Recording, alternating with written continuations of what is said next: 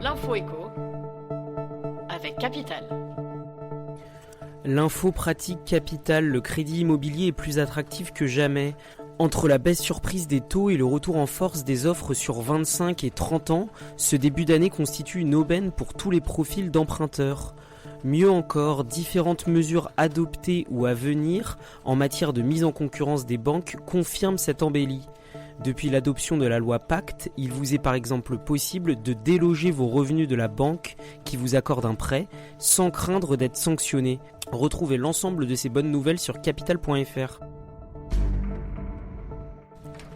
Le chiffre du jour, 66%, c'est le taux de réduction fiscale dont vous allez bénéficier si vous faites un don pour la reconstruction de la cathédrale de Notre-Dame de Paris.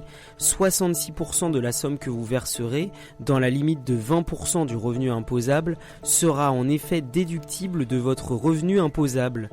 Pour bénéficier d'une telle réduction, le don doit être réalisé auprès d'un organisme d'intérêt général ou reconnu d'utilité publique, tel que la Fondation du patrimoine.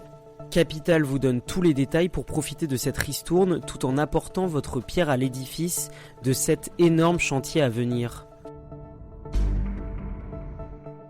Le coup de gueule du jour est poussé par les abonnés à SFR. En 2018, l'opérateur téléphonique est encore arrivé en tête des plaintes des usagers pour le mobile et l'internet.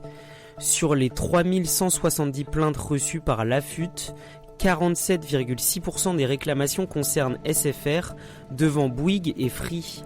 Bonne nouvelle cependant, la tendance est à l'amélioration du traitement des réclamations par les fournisseurs.